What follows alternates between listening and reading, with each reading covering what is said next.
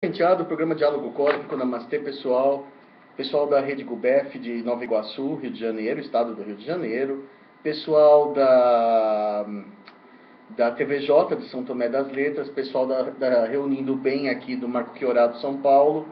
É um prazer estar aqui com vocês, é um prazer falar de ufologia, de assuntos correlatos, de coisas interessantes, procurando sempre atender às necessidades das pessoas, né?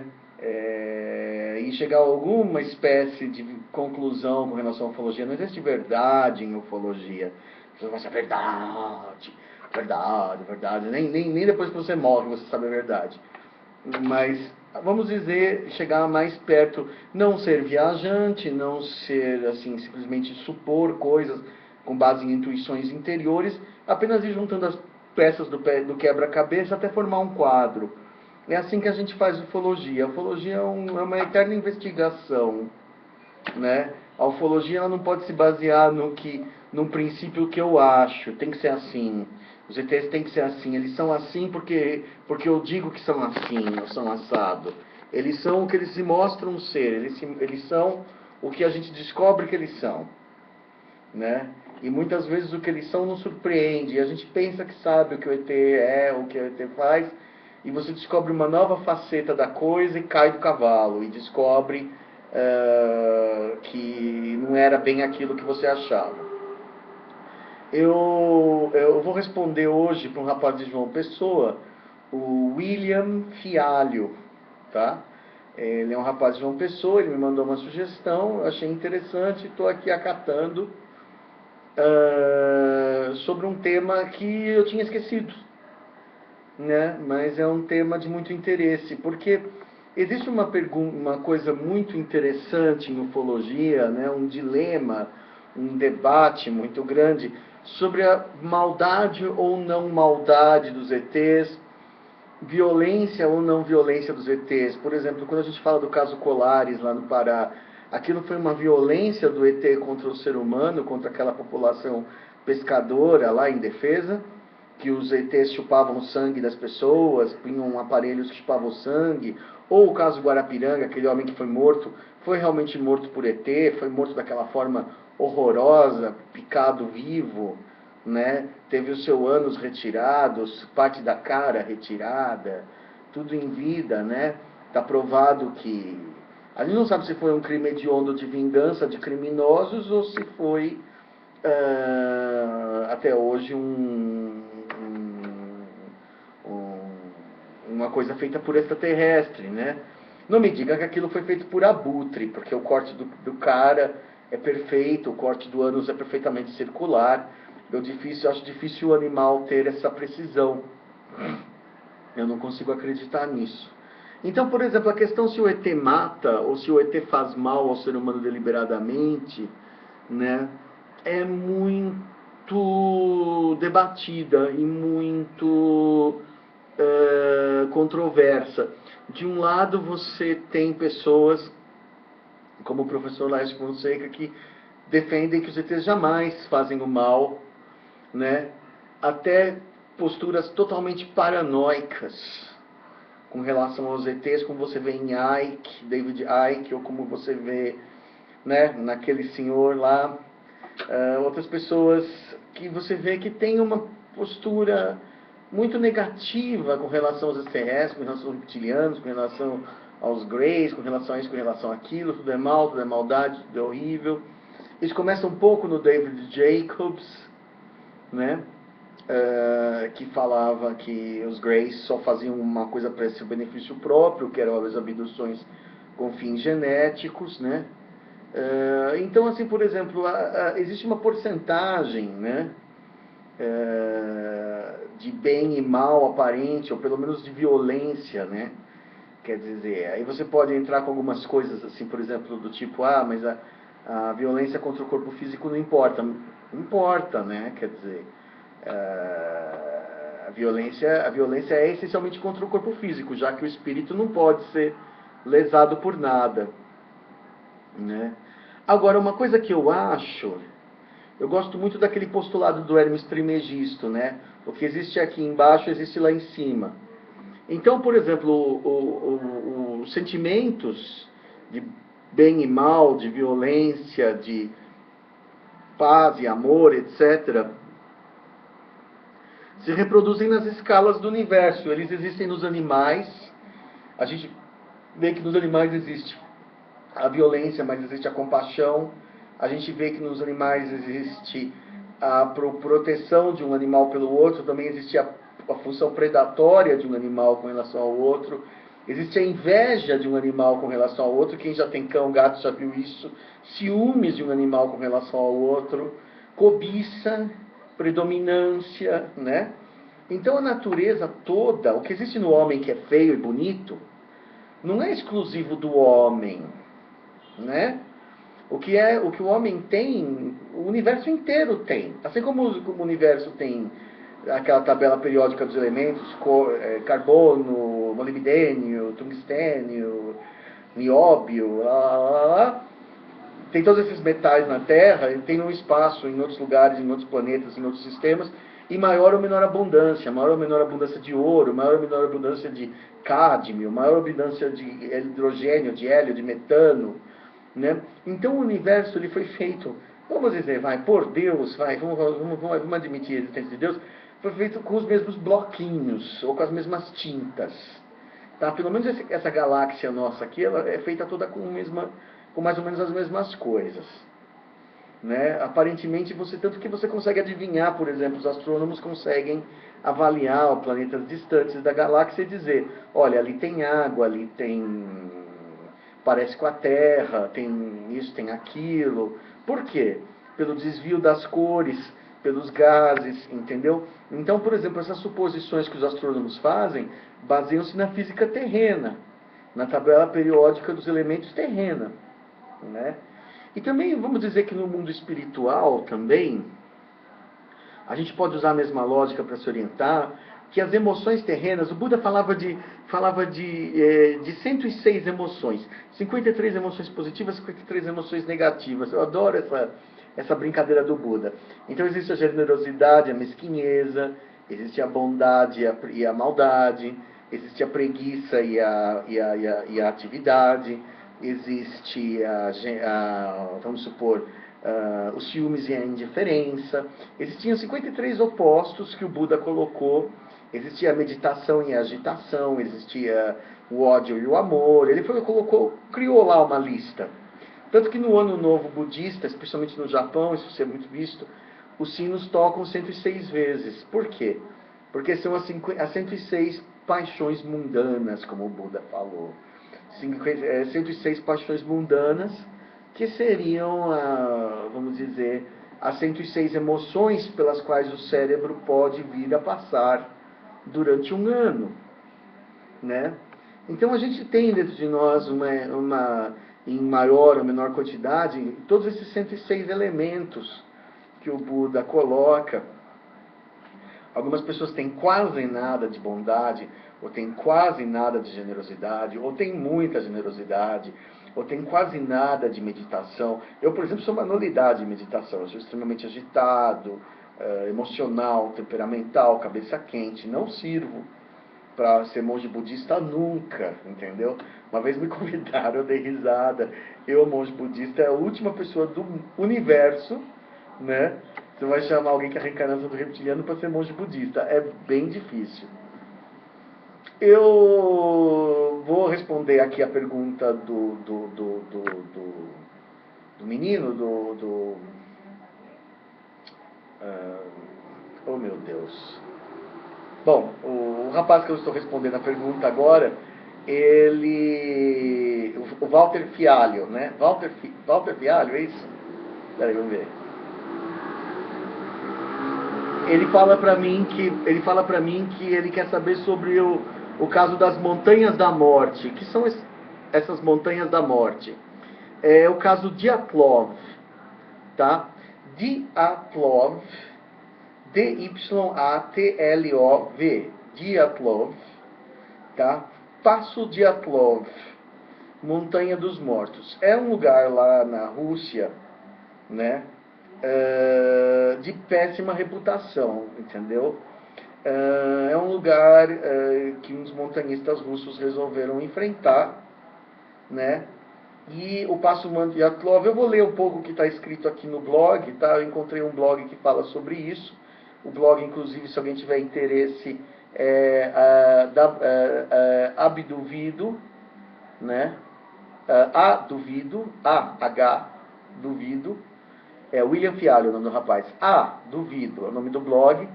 Alienígenas e a Maldição da Montanha dos Mortos. Estou agradecendo o blog, Duvido, né? Porque é onde eu coletei eu achei a melhor resumo sobre o caso de Dyatlov. O Passo de Dyatlov é a Montanha dos Mortos, a macabra morte de 9 montanhistas russos. O caso ocorreu no norte dos Montes Urais, quer dizer, lá no norte da Rússia, aquelas partes ultrageladas, em 2 de fevereiro de 1959, ou seja, no inverno russo, que é aquele que derrotou Hitler e Napoleão. Não é para principiantes. Mesmo eu que morei 6 anos na Holanda, eu enfrentei temperaturas de menos 20 graus na Holanda. Isso é metade do que você tem no inverno russo. Você tem no inverno russo menos 50. Tá? As temperaturas siberianas de inverno, assim como você está tendo no Rio 50 graus positivos, você tira 100 graus e você tem a temperatura russa. Então é um frio que, por exemplo, que mata em segundos, né? Quer dizer, é mais ou menos como aquela questão do Titanic, que as pessoas afogaram, elas não morreram, quando o Titanic afundou, elas não morreram afogadas, elas morreram de hipotermia. O que é hipotermia? Congelamento. Quer dizer, em poucos minutos aquela água gelada, como se você estivesse dentro de um balde de gelo, mata, né? Porque o coração para, a pessoa entra numa espécie de coma. Inclusive o Dr. Mengele, o monstro nazista, fez várias experiências pegando judeus e prisioneiros e colocando em banheiras geladas para ver quanto tempo levava para morrer, né? Esses experimentos hediondos que o Joseph Mengele fez, uma das maravilhas, entre mil aspas, que ele fez, das ideias geniais dele, foi essa, pegar uma pessoa e ver quanto tempo levava para morrer. Coisas de campo de concentração, injetar tifo, né? Isso foi feito muito, né? nos campos japoneses na China. Todas essas coisas de experiências de quanto tempo levava para o indivíduo morrer de uma certa coisa, né? Até então você tinha que experimentar em ratos, em cães. Agora, como você tinha um campo de concentração, podia experimentar em gente, né? Gente que tinha vida de valor zero para eles. Então, não tinha problema nenhum. Aí a hipotermia ela mata aí, sei lá, em 15, 20 minutos. Inclusive, existe um filme, se eu não me engano, se chama O Sobrevivente. É um filme sueco de um cara, se eu não me engano, da Islândia, que sobrevive, né? O navio dele afunda e ele é o único sobrevivente. Ele chega na praia, ele nada até a praia, numa água que está, sei lá, menos 10, entendeu? E que a água no mar não congela por completo, então ela pode estar bem abaixo de zero. E aí ele chega na praia e é acusado de ter matado os outros, porque ninguém acredita que ele sobreviveu. E aí eles fazem testes com ele e veem que ele é um indivíduo excepcionalmente resistente ao frio. Ele era gordo, né? A banha impediu a hipotermia. É o princípio da foca, né? A foca é gorda.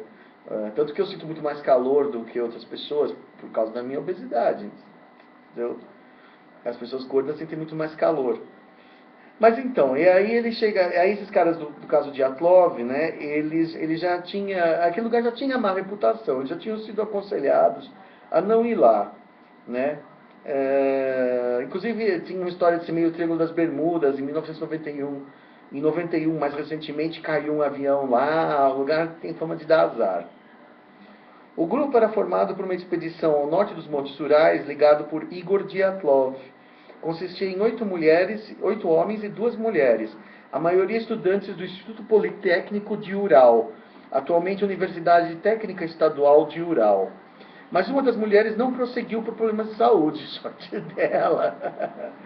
Todos os integrantes produziam, é aquelas coisas, né? Aquele que não vai, que passa mal no dia de embarcar no avião e o avião cai, né? Quer dizer, a pessoa tinha proteção. Eu acredito muito nisso, que quando não chega a hora da pessoa morrer, ela não vai nessas frias, né? Ninguém sabe o que vai acontecer aqui, né?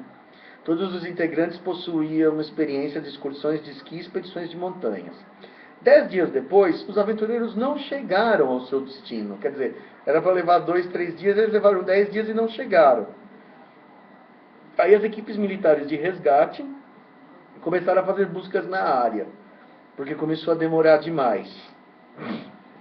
Encontraram um acampamento abandonado e uma barraca destruída. Investigadores concluíram que a barraca fora cortada e rasgada de dentro. Quer dizer, alguém pegou uma faca ou um animal com unha, sei lá, e abriu a barraca de dentro para fora. E que os montanhistas pareciam ter fugido apenas de meias ou até descalços. Nenhum montanhista, numa temperatura siberiana, vai andar descalço. Tá? Você pode achar que isso é um detalhe normal, mas isso seria mais ou menos como você entrar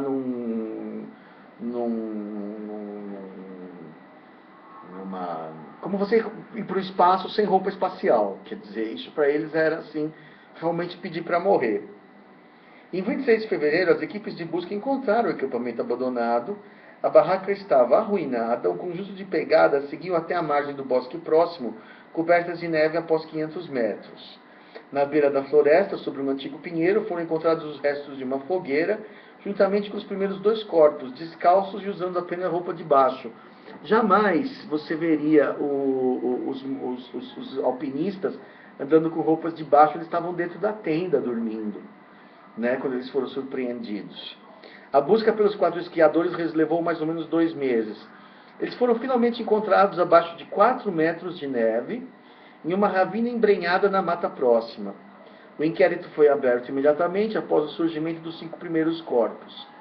O exame médico não encontrou ferimentos que pudessem ter provocado as mortes, sendo concluídos que todos morreram de hipotermia. Ou seja, eles morreram de pânico, eles não foram mortos por ninguém. Ninguém atacou, não teve um bicho. A gente poderia pensar assim, até que o abominável Homem das Neves, ou um urso polar, ou um alce, ou qualquer coisa, atacasse eles fisicamente, e eles saíssem correndo, mas não tinha pegadas de ninguém além dos 5. Esse é o grande mistério. Os 5 estavam mortos, eles estavam praticamente sem roupa, ou sem roupas de frio, né? Estavam só de cueca e camiseta, e correram numa mata para longe do acampamento, o que é suicídio, porque eles estavam apavorados o suficiente para fazer isso, né? O exame dos corpos, a busca de 4 esquiadores levou mais 2 meses, tararara. O exame médico não encontrou ferimentos que causassem as mortes, morreram de hipotermia. Um dos corpos apresentava uma pequena fissura no crânio, um machucado, inicialmente não considerado ferimento fatal. O exame dos corpos restantes mudou completamente o cenário. 3 deles apresentavam ferimentos fatais, sendo 2 com fraturas cranianas e outros com extensas fraturas torácicas. A força necessária para provocar tais ferimentos teria de ser extremamente alta, como a de uma força necessária como a dos especialistas comparando a uma colisão automobilística. Quer dizer, 3 dos caras foram atacados, mas ninguém estava pisando no chão, né? Não tinha pegadas, não teve luta. Quer dizer, alguma coisa que veio de cima. E não foi tiro, porque se você, por exemplo, poderia falar assim, eles foram assassinados por alguém num helicóptero, mas o helicóptero dá tiro, o helicóptero não dá tranco, né? E aí, por exemplo, acontece o exame dos corpos restantes mudando, foi necessário para provocar desfechos. O mais notável é que os corpos não faziam feridas externas, tinham sido esmagadas por um alto nível de pressão. Ou seja, eles não foram perfurados, eles foram amassados por algo que vinha voando. Né? A gente for pensando nisso, é uma loucura. né? Apenas um dos mortos tinha ferimento externo considerável, estava sem a língua. A análise das roupas identificou que eles continham elevado nível de radiação, semelhante ao caso dos máscaras de chumbo, né? Foram encontrados mortos com radiação. Os corpos foram descobertos por soldados soviéticos em vários estados, que podem ser descritos como de profunda mutilação. Estavam queimados, expostos à radiação, um deles teve a língua arrancada e também estavam prematuramente envelhecidos. A pele estava laranja e o cabelo estava branco. Constatou-se que uma força desconhecida atingiu os montanhistas, muito seletiva para que não tocou a neve e as árvores sem nada ao redor. A explicação oficial foi de que os 9 morreram de hipotermia, furadíssimo, né? Ninguém fica de cabelo branco por hipotermia, mas o investigador-chefe se recusou a assinar o relatório e preferiu se retirar do inquérito. É inconclusivo, né? Não tem nada. Um dos chefes foi afastado rapidamente da investigação, né?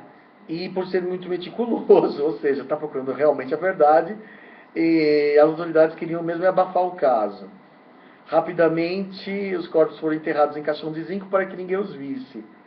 Quer dizer, né, não houve uma autópsia séria depois que eles viram o que se tratava. Os corpos foram enterrados inicialmente, achando que a versão original foi que o povo Mansi, tem uma tribo indígena ali perto, poderia ter alcançado e assassinado o grupo por ter invadido seu território. Mas as investigações indicaram que a natureza das mortes não suporta tal tese, pois as pegadas dos esquiadores eram visíveis, mas não havia sinais de fogo de corpo a corpo. Quer dizer, você só tinha passos de pessoas correndo, você não tinha passos de pessoas lutando. Imagina se, por exemplo, na neve marca tudo, né? Anos depois, membros do grupo deram seu testemunho. Segundo eles, na noite do incidente, estranhas esferas alaranjadas pairavam o céu. Lev Ivanov, chefe da investigação, disse durante a entrevista em 1990 que nos meses de fevereiro e março de 59, diversas testemunhas, incluindo militares e meteorologistas, haviam relatado a visão de esferas voadoras brilhantes na área. Ivanov afirmou, na mesma entrevista, que já na época do incidente imaginara haver algum tipo de relação entre os casos. Evidências sugerem que o grupo foi obrigado a deixar o acampamento durante a noite, quando já estavam dormindo, por isso que eles estavam com a roupa de baixo, não estavam com roupas normais de andar. Enquanto a temperatura estivesse muito baixa, digamos menos 25, menos 30, com tempestades e rajadas de vento, os mortos estavam parcialmente vestidos, ou seja, eles foram pegos de surpresa na noite, na madrugada. Alguns deles tinham apenas um sapato e outros estavam apenas de meias. Foram encontrados enrolados em roupas rasgadas, arrancadas daqueles que já haviam morrido. Quer dizer, um pegou do outro ainda. O veredito final foi que os integrantes do grupo morreram devido à força incontrolável desconhecida. O inquérito foi encerrado em 59 por ausência de parte culposa, né? Não tem o que fazer. Os documentos é que nem aquele Malaysian Airlines, né? Não tem grupo terrorista que você possa responsabilizar, sumiu, né? Os documentos relativos do caso foram então arquivados, sendo divulgados ao público somente na década de 90, e mesmo assim em fotocópias e com algumas partes ausentes. E aí, gostaram? Mande sua sugestão, isso aí no blog A Duvido. Bom, o que eu posso dizer para vocês é o seguinte, eu conversei uma vez com a Roseli Vaz de Lima, que é uma ufóloga muito veterana, que, vamos dizer, me iniciou, que eu tenho muito respeito. E ela me falou uma coisa, que ela tinha histórias de ETs milhares, entendeu? E que uma vez um extraterrestre disse, né, numa abdução para alguém aí, faz uns anos que ela me falou isso, mas eu só fico gravada a frase, não fico gravada as circunstâncias. Ela falou o seguinte, por exemplo, eu sou o seu ET, vamos supor, eu sou o ET que protege você. Cada um que tem contato com esse terrestre tem o seu ET. Mas eu só posso te proteger até um certo perímetro. Se você chegar perto da base de uma outra raça extraterrestre que não gosta de mim, eu não posso te proteger. Ou seja, vamos supor, você tem um contato pleiadiano, vamos supor, e você passa perto de uma base de seres que não gostam dos pleiadianos, vai. Uma raça insetoide ou reptiliana, qualquer, que tem uma base numa montanha. Se esses seres te pegarem, porque você passou muito perto do portão, né? Isso aconteceu, o seu contato extraterrestre não pode te proteger mais. Porque você, teoricamente, entrou no território deles. Então, eles têm direitos plenos naquele ponto. Porque isso é decidido entre eles. E aí eles podem fazer essas zoeiras. Matar e fazer outras coisas. Por exemplo, um caso oposto de... Então, eu acredito realmente que os extraterrestres que moram nesse monte de Atlov, nesse passo de Atlov, não gostaram desses humanos que talvez tenham encontrado a porta da base e que tivessem dispostos a voltar e contar. Um deles ou eles todos ia dar com a língua nos dentes. E eles não deixaram. E por isso os UFOs foram lá e mataram os caras. Por isso que não há pouso, por isso que não há luta. Por isso que existe uma porrada, assim, como se fosse o UFO lança um raio, né, esmagador em cima do peito do indivíduo, mata na hora. Né? Corte de língua laser, né? Isso é muito comum entre os... Né? Quer dizer, um comportamento realmente aterrorizante de UFO, né? Em autodefesa da porta da base. Né? Por exemplo, o oposto acontece com a Cherry Hinkle. A Cherry Hinkle lá nos Estados Unidos, lá perto de Las Vegas, ela tinha uma casa e os reptilianos descobriram que ela e os filhinhos dela descobriram uma base reptiliana e pegaram lá um tubo, um sei lá o que, e o reptiliano foi na casa dela de campo e ficou olhando para ela do lado de fora e fazendo sinal de devolve. Aí os meninos devolveram. Quando os meninos devolveram a base, eles nunca mais encontraram de novo a porta da base. Quer dizer, houve no caso desses reptilianos, eles foram de boa, foram pacíficos, contrariando a reputação estereotipada que as pessoas colocam, e eles simplesmente queriam o objeto que devia ser uma espécie de chave de volta e o disfarce holográfico. Você pode passar na frente de uma base extraterrestre que pode estar assim visível assim numa montanha e não notar, porque eles têm hologramas, né? Mas se calhar do holograma ter sido desligado para eles entrarem ou saírem, e um humano entrar de gaiato e ver isso, e notar isso, que deve ter sido o que aconteceu com os Dyatlov, com essa expedição de Dyatlov, eles podem não gostar. Né? E dependendo do grau de vamos dizer, de não consideração pelo ser humano, eles podem pensar assim, é mais fácil matar os 9, né? Do que deixar eles arriscarem a trazer de volta. Porque eu já recebi, pode parecer absurdo, mas o ser humano é tão espírito de porco. Eu recebi um rapaz outro dia que me falou assim, você tem contato reptiliano? Eu falei assim, num certo sentido eu tenho, por quê? Você sabe onde tem uma base para a gente falar para os americanos e ganhar muito dinheiro? Eu falei assim, cara, você é louco. Você acha que eu vou trair os reptilianos por você, ou por muito dinheiro, ou para os americanos?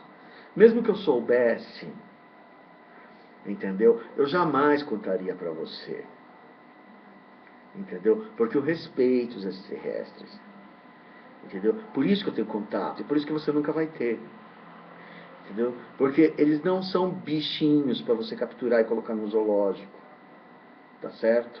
Eu fiquei muito furioso com aquilo. Foi uma das coisas, foi uma das experiências assim, inesquecíveis, assim, de burrice, de mediocridade humana, entendeu? Quer dizer, o cara quer descobrir onde fica a porta para chamar a Força Aérea de, sei lá, do Brasil ou dos Estados Unidos para atacar os caras. Eu soube de uma coisa que eu sei que a China uma vez bombardeou nuclearmente uma montanha da Mongólia, e isso foi o Luiz Ricardo Guedo que cita num programa. Eu não me lembro qual é o nome da base na Mongólia, mas a montanha a área lá da Mongólia que foi bombardeada, que não faz sentido nenhum. A Mongólia só tem nômades, né? Provavelmente porque tinha a base ET lá. E eles tentaram invadir. Quer dizer, o humano saber onde a base T fica não interessa ao ET de modo algum. Não pode acontecer. Entendeu? Então eu acredito que foi um ato de autodefesa. Não acho que foi uma hostilidade gratuita. Acho que eles não fariam isso com pessoas que estivessem longe. Entendeu? É porque realmente chegou muito perto da base, tá? Então essa é a minha resposta para o Walter Fialho de João Pessoa. Eu acredito que foi sim um ato agressivo de ET, mas eu também acho que foi um ato autodefensivo, tá? Não estou dizendo que eles são bonzinhos, não estou dizendo que eles são malzinhos, estou dizendo que eles se defenderam dessa forma. Ok? Essa é a minha resposta. Chico Penteado, programa Diálogo Cósmico, Namastê.